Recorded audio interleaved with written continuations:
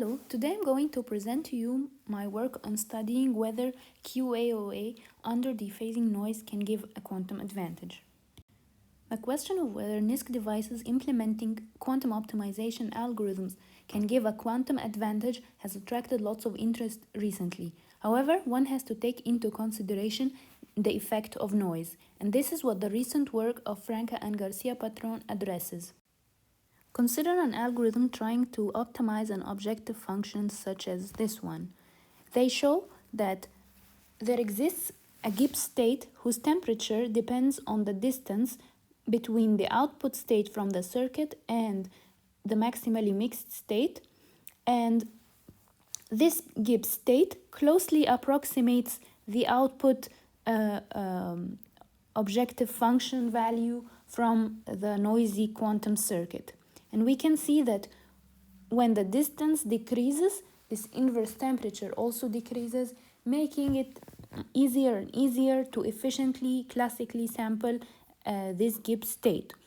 And this kind of renders a quantum advantage impossible.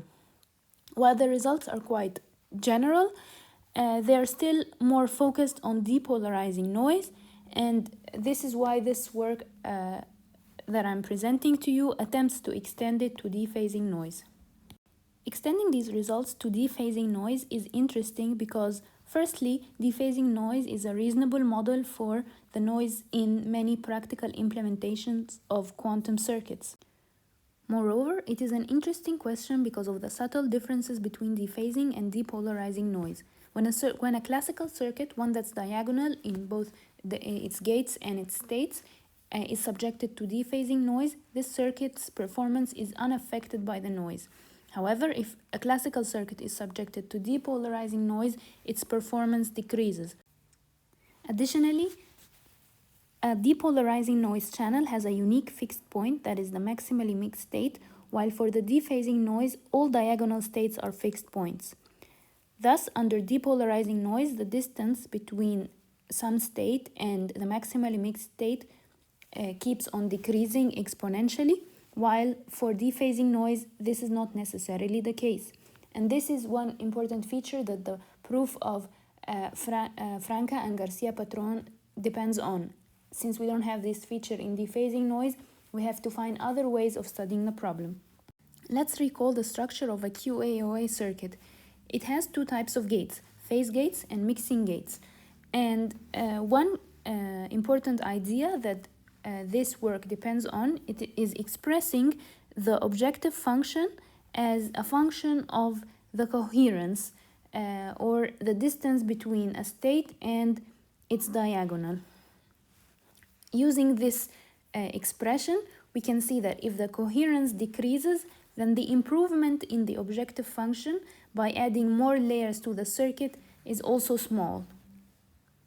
This graph shows some simulations of the QAOA under dephasing noise for different Hamiltonians, and it shows the trace distance between the state and the maximally mixed state, and we can see that it is not necessary that this distance decays to zero as in the case of the depolarizing noise. And here is a logarithmic plot of the coherence value across the circuit. We note that some mixer gates increase the coherence and phase gates never increase the coherence. Our result relies on saying that the coherence decreases and reaches small values. However, we can still overcome the fact that mixer gates can increase coherence by noting that they cannot increase it indefinitely, since increasing the coherence when followed by dephasing noise means that the distance to the maximally mixed state decreases. So there are some open questions about combining these results with results about how coherence behaves under dephasing noise, and to obtain a complete picture of the behavior of the QAOA under dephasing. And it would also be interesting to extend these results to other circuits other than the QAOA and to the cases of limited error correction or mitigation capabilities. Thank you.